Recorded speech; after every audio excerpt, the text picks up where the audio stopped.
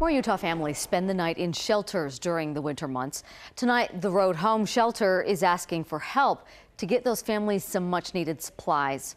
Nkoyo Iyamba visited the Road Home shelter in Midvale.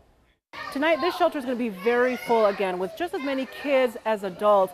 And the Road Home is asking for things like diapers, clothes, formula, and toiletries. They don't have their toys that they used to have, their bedrooms they used to have. This is the first time Jessica Gonzalez has had to reach out to a homeless shelter.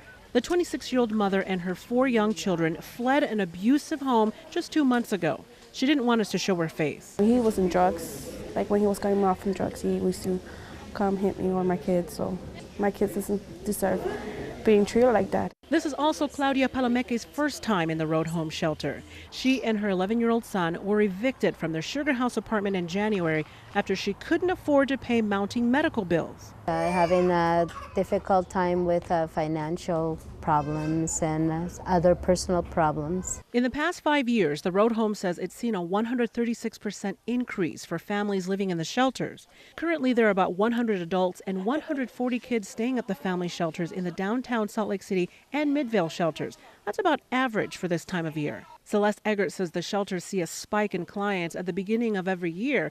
That says family members are less willing to offer homeless relatives a place to stay after the holidays.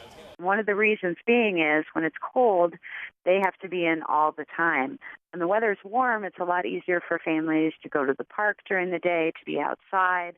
Just last week, the Road Home sheltered 172 kids, and last month the shelter housed 185 kids.